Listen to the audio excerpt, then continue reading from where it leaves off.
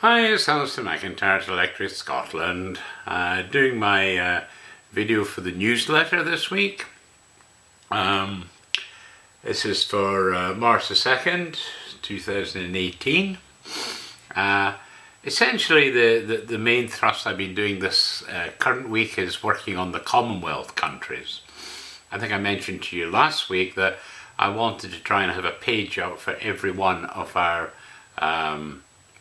Commonwealth countries, and so far I've managed to complete the African section. I've also completed the Asian section of the countries, and I've started on the Caribbean and the Americas.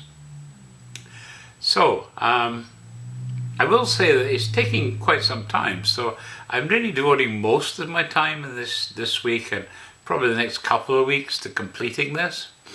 Because not only am I using the Commonwealth website to take key facts about each country, but also the history of each country.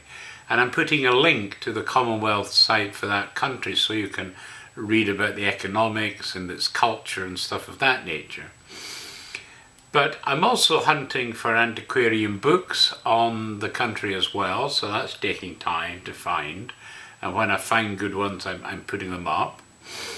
And I'm also looking at YouTube because I'm trying to get maybe the history of the country from YouTube and also tourism videos. So clearly every country is going through the same process, so it takes a fair bit of time to do each page. But I mean, once I've got it all up, I'll have a real good basis to add additional information should it become available in the weeks and months and years ahead. So that's the main thrust of the work that's been done so far. So here are the news items that I've put up for this week. Firstly, a book lover, his library and the Scottish Enlightenment. It was Rick in our community who mentioned this CBC series on its radio, and I put a link to that particular story. But when you get to that link, you can obviously watch other articles on the same theme. The next story is Canada's Northwest Passage dispute could deliver us a Brexit bonus. Essentially, it's good to have friends. Canada is amongst the most natural of friends for the UK. Canada needs friends in the Northwest Passage dispute. And this is where it's going on to tell you how Britain can help, essentially. Brexit trade deals could be ruined by the SNP, Theresa May's deputy warns. The SNP risks splitting the UK's economy and causing serious damage to the country's ability to strike trade deals by demanding a series of powers currently held by Brussels. I think you kind of, again, you need to know about that. If you're trying to decide whether Brexit's good or bad for the UK and for Scotland in particular. So again, I'm just bringing you that story. Then another one that came up, which I found was kind of interesting, was the ancient Peruvian mystery solved from space.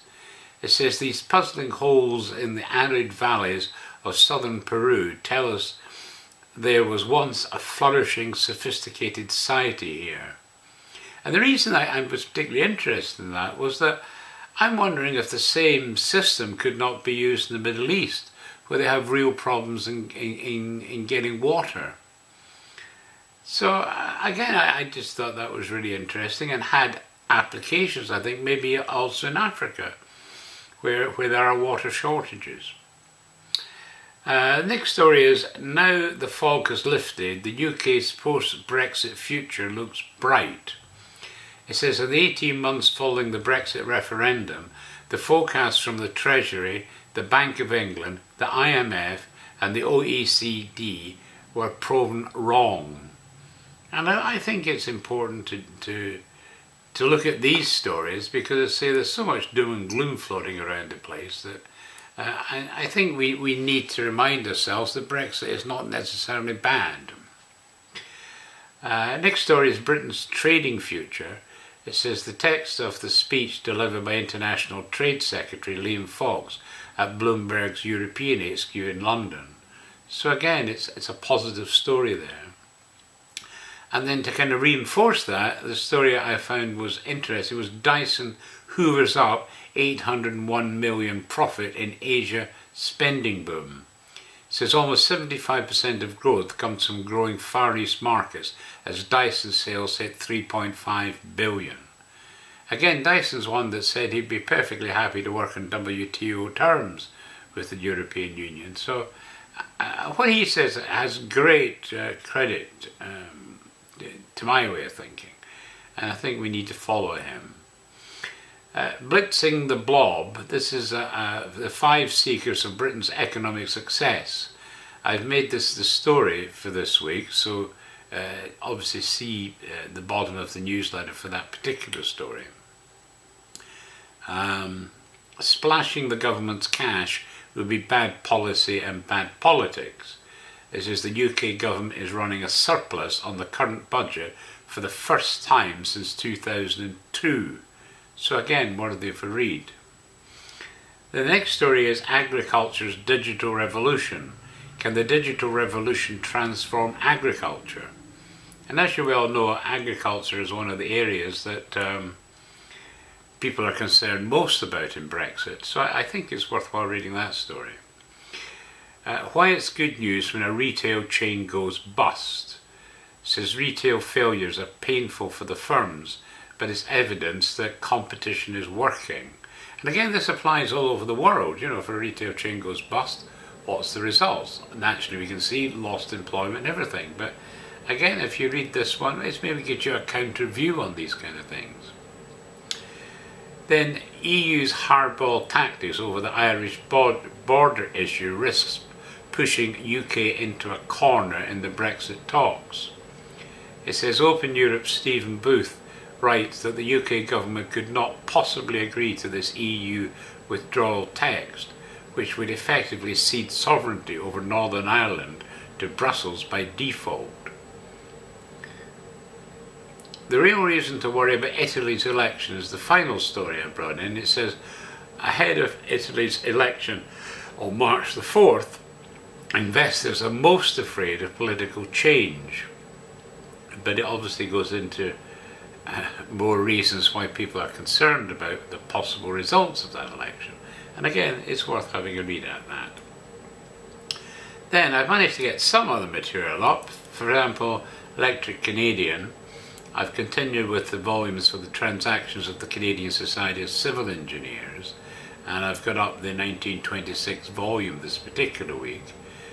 Some of the topics discussed include artificial silk, diesel engines, economic and engineering situation in Canada, industrial development in Saskatchewan, mining operations in northwestern Quebec, modern views on matter, energy and radiation, arc welding, structural steel, the Bell Telephone Company of Canada, Canadian Engineering Standards Association, education and the engineer, obituaries and war memorials, and much more. So maybe something in there that will tweak your interest. The World Without Canada. This is a 3-part video series, and well, I don't know, I really enjoyed it. I think if you're interested in Canada at all and what it does in the world, you might enjoy reading these watching these free videos. The British American Land Company, I added a page for them which shows its formation in the first report, so a bit of historical stuff there. We've got Scottish nationality and other papers. This is, I actually put this up in, you think I would put that up in Electric Scotland, but the reason I put it up in Electric Canada is that there's a number of letters published in that book about letters on Canada. And I was quite interested in what it said about Canada back in the day. This is 1887. But again, it's also talking about Scottish nationality. The first of the actual articles in that book is about the author, which is the late Reverend John Kerr. He was saying that basically Scotland's moving on with the Union, and he thinks the Union's been good for Scotland. But, you know, obviously you can agree or disagree, but I think it's worthwhile reading. Then I got in a couple of articles from Harvey Ruddle. One is The Great Nelson Jailbreak, and the other is Jamaica Almost Joined Canada. So I put you a link to those articles. And the next one I got is The Grand Priory of Canada.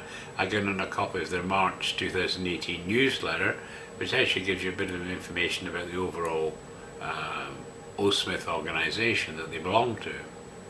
And finally I've got a story from Conrad Black. Basically it's sidelining the collusion fiction makes way for a return to normalcy. And then as far as Elected Scotland goes, I've continued the Fur and Feather series, and this week I've got the book up about the grouse. Clan Leslie International, got a copy of their newsletter for February 2018.